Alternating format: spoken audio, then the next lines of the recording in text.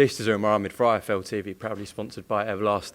Absolute pleasure to say I've got legendary promoter with me, Don King. We're here in Miami. I've come across the pond, so thank you for having me. In the UK, we've just had the Queen's Jubilee, Don, so I think we have to start with a message to the Queen. Yes, with the Queen, I love the Queen. I met the Queen in the castle, and it was an honor and a privilege for me several years ago. And now she's suffered her, experienced her Jubilee, and with a 70-year reign is just something that's SKD, we see in the ghetto, something kind of different. And she rose to the occasion, and she's been with the people, and she's still tenaciously smiling and taking on the situation. And that Jubilee was just, it was exemplary of what a fantastic person she is in being in the royal family and being there for 70 years. So I love her, and I love what she represents, you know, and that is the people of the Great Britain. So I'm very happy, and long live the Queen. Absolutely, and she believes in freedom and peace. This fight here with Trevor Bryant and Daniel Dubois is for freedom and peace. What's your thinking behind putting the tag of this fight as freedom and peace? Well, freedom and peace is what life is all about. This is something that many years ago, you know, when General Cornwallis was representing Britain in 1776, when we had sent them the letter to say we want our independence, you know what I mean? And so they declared war, you know, and the 13 colonies, you know, was looked like, you know, they had a snowball chance in hell going up against the British Empire, you know what I mean? But we kept fighting with a guy named George Washington and Thomas Jefferson and the founding fathers, you know what I mean, and fighting and for freedom and peace. There is no freedom and peace. You got the liberty, freedom, and peace has to be fought for, lived for, and need be died for, you know what I mean? And so this is what gave them the independence and that sovereignty to be able to deal with prosperity for the people. So freedom is the most precious word you can get to, you know, and peace is the goal that you're seeking. And so this is why we say the Ukraine, you know, is the country today. Freedom and peace is inalienable rights given by God. And so therefore, you know, everybody should have them. But when one tries to take it by oppression or foreign oppression and to be able to take that freedom and peace from you and deny you the opportunity of sovereignty and prosperity, it don't work. So that's why we have the war. So the mission, you know, is freedom and peace, and the goal is peace. The mission is freedom, and the goal is peace. And so I dedicated this fight at this time for the Ukrainian, because tomorrow, if Russia beat Ukraine, like they said, for no reason at all, in a senseless and needless war, then who's going to be next? Sweden, somebody that never had nothing to do. So you got to look at it like it really is. And if we're not careful, if we don't stop this war and do it in an affable way, you know, this could be the beginning of World War III in a nuclear age where it would be death-defying, and we have to be able to deal with it as it practically is. Because in the nuclear age, it would be less than a week to be able to destroy the whole planet. There is no winner in a nuclear war. There is no winner in a nuclear exchange. And so what Hitler did in the 40s, it cost the free world 70 to 80 million casualties. All right, now if Putin continues and using that as the threat, every other species making out. He's talking about the nuclear and going over now, or even flying over, bombing where the nuclear plants were in Ukraine. And what he's doing is, if this nuclear threat becomes a nuclear war, you know, he can turn Hitler's 80 to 70 to 80 million into billions, untold billions of death. And I don't think even he wants that. But he's so deeply now involved because he's embarrassed, he's humiliated, and he put himself in a position because he thought this was the time to strike the Ukraine, because of the weakness of leadership. When Biden pulled out of Afghanistan, and he lied to the people, said he wasn't going to leave no Americans, he wasn't going to leave no allies to 2 decades of fighting in Afghanistan. And women, you know, under the law of the Taliban, they don't exist. You know, he threw them under the bus. And so it was show weakness. And so the Afghanistan surrendered in 11 days to the Taliban. All right. So now what President Vladimir Putin did was he underestimated. That was the most colossal mistake that he ever did. He underestimated the resolve of the Ukrainian people to fight for freedom and peace. And so what he did was, after he didn't invaded them, he thought that the Ukrainians would surrender just like the Afghanistans did, in 11 or 2 weeks, you know what I mean? Because how powerful Russia is and how dynamic his leadership is, you know what I mean? But they fooled him, and they're still fighting back against all odds, and that's why they're appealing and seeking help from all the free world. And if the free world is smart, they give it to them. They give them all the help they can get. But in the meantime, they should sit down and discuss ways and means to call this war to a halt. And I'm a peace ambassador because Shimon Peres made me the peace ambassador when I went to the Middle East between the Palestinians and the Jews. And so I hit both sides, and next thing you know, I got it resolved. I don't know how. It was God that did it. But that just gave me like a home run. It was a home run for me in being a peace ambassador and an indefatigable advocate for women's rights. And so we got a situation now that we got to be careful of, because we do not need a nuclear war. And John F. Kennedy made that so eloquently profound on June the 10th, 1963 at the university when he made the speech, about the peace. The most important thing on earth today is world peace. You know what I mean? And so now his words are being emulated and imitated, in 2022. And so we can't afford to let the world be destroyed because of egomania. You know what I mean? And so I'm fighting for ego and fighting for freedom and peace. And I'm using this fight as an indicator to demonstrate what it really means. And I'm going to have a terrific card, and it's going to carry a strong message around the world. But it's up to us not to sit idly by, you know what I mean, but to appeal and to convince and persuade Vladimir Putin to stop this senseless and needless genocidal murder. You know what I mean? It don't make no kind of sense at all, because what are they fighting about? They were together in the Soviet Union, and they lost more casualties than any other country in the World War II. You know what I mean? So now, but they were fighting for their freedom and independence. And now that's stuck to Ukraine. And so now Ukraine is protecting what they fought for in World War II, the independence, and freedom, and peace. And so, but Putin feels like he was, embarrassed and humiliated because when he invaded and they did not acquiesce and surrender, now he's got his vanity is hurt, and so now he goes into a war and that don't make no kind of sense at all.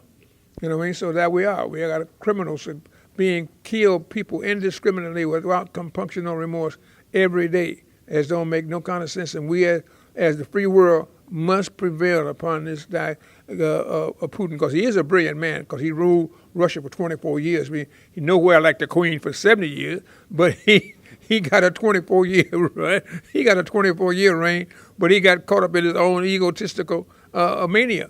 You know what I mean? So, but we got to try to get him to change his mind, and let's talk peace and make the world much better. Well, hopefully we do get freedom and peace in the world, but this Saturday we expect a war between Trevor Bryant Jr. and Daniel Dubois. Daniel Dubois says he's going to destroy your man. What's your thoughts on that, Don? Yes, he did. I told him that, but he was fighting the wrong opponent, because they were saying, he said he blamed Trevor Bryant for, denying him the title for all this time and making him wait. So he's angry. You made me wait. I'm going to devastate you. I'm going to destroy you. Well, he didn't make him wait. The WBA made him wait with their bureaucratic maze that they run us through. You know what I mean? So I want to put that out there so he could get it, so that it takes some of the intensity out, you know what I mean? Because he ain't got to be that mad and angry with Trevor. Just go in there and fight Trevor like another gladiator, you know what I mean? Don't give him that extra juice of anger and intensity and whatever. So we're going to find out what's going to happen. So I try to let him know that, the word upset is always works in big, is always hover over the ring. Look what they did with the Kentucky Derby, where 90-1 or 80, whatever it is, 90-1 shot comes through. So I'm looking forward, you know what I mean, because in the UK and Britain, you know what I mean, they had already, we don't even exist. Like I said, if I would run away with the money, you know, Du Bois would go crazy, you know what I mean, because that's the only thing he come here for is to get the money because he already got the title. Well, Don, this is being broadcast live on BT Sport in the UK. We expect a really big viewing figure. You've known Frank Warren for donkeys of years. Yeah, he's involved obviously with Daniel Dubois. Just want to get your thoughts on the current promoters that we have back in Britain. So yeah, Frank, who you've known a long time, and also your thoughts on Eddie Hearn. Well, Frank is my man. You know, I know Frank is. Frank believes like me that your word and integrity is worth more than money and more than a contract. However, you got to have a contract for these people that look at the contract, because then when you go to war in the courtroom in litigation, and everybody try to interpret what the contract would mean. But with me and Frank, we understand what it means because what we agree to. But the idea is he got busted and things were going pretty hard for him. And through Tyson Fury, he got a recoup. But he didn't come unfortunately, I didn't have the television where I could have really helped him, you know what I mean? So what happened is he got tied up with Lonesome Bob, and with Lonesome Bob and ESPN, you know what I mean? So when I say, I told Du Bois, you'll end up with me, and I'm looking at his son, George.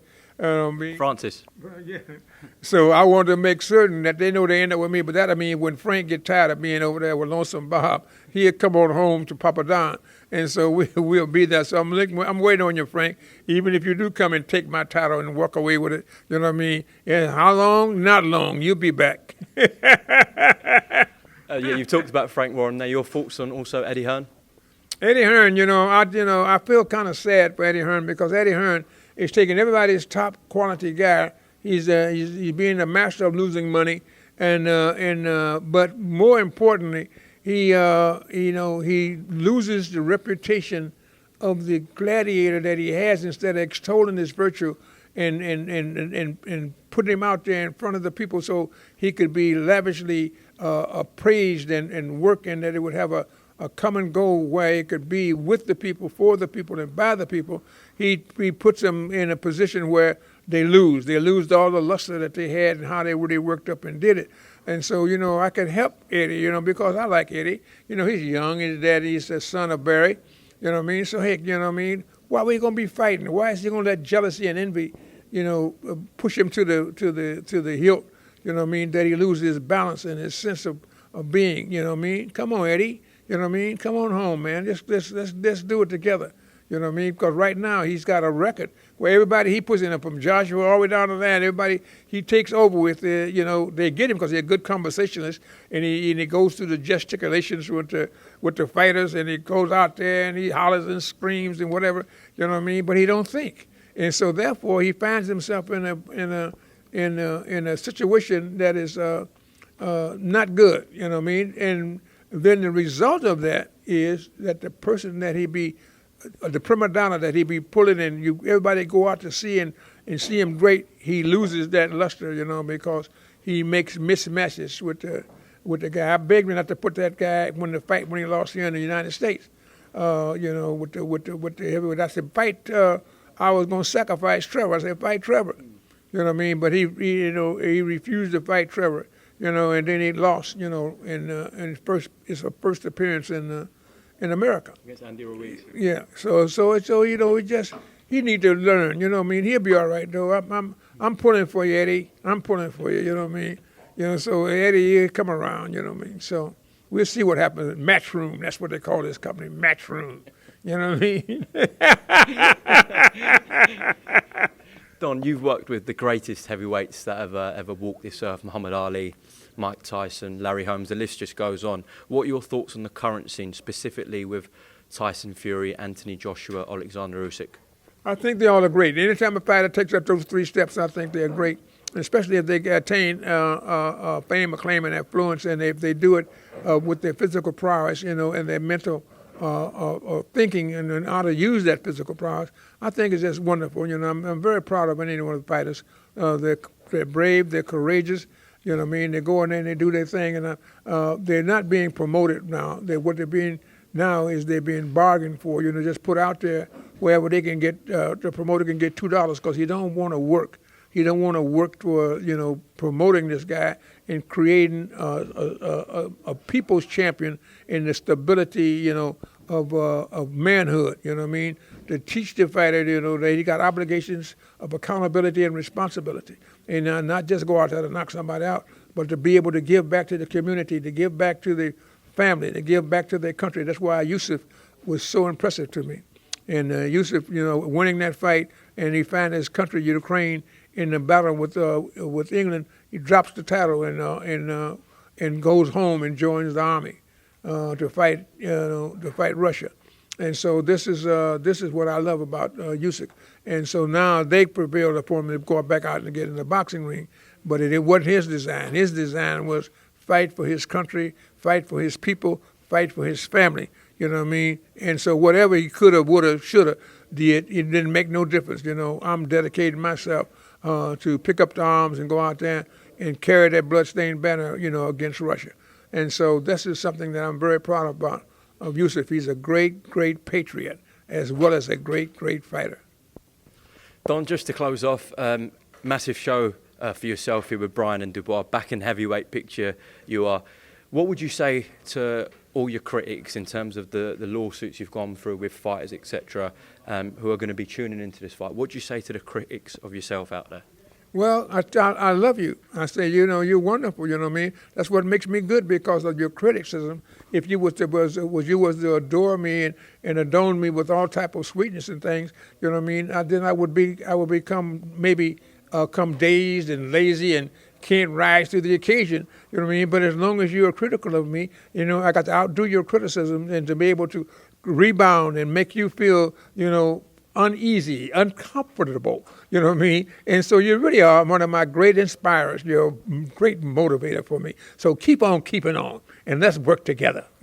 Can we get an only in America? Only in America, the greatest nation in the world, and we're going to do it with every bit of everything we have. Working together works, and living together, working together, fighting together for freedom and peace, for sovereignty and prosperity and independence. And so that's what we're all about, and that's what we're going to continue to do, and we want to fight for that. And don't give up on that, because you can't take it for granted, which you often do. You take it for granted that you got freedom and peace when you really don't.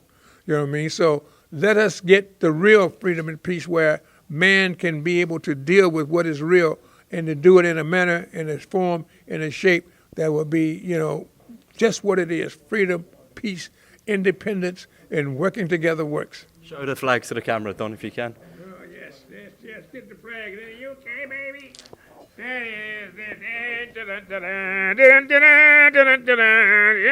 Yes.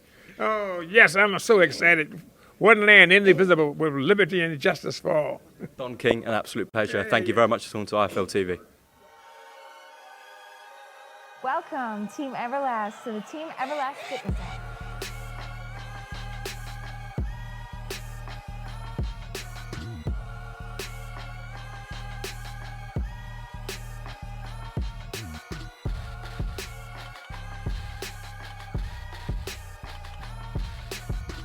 Download the Everlast Fitness app and find your greatness within.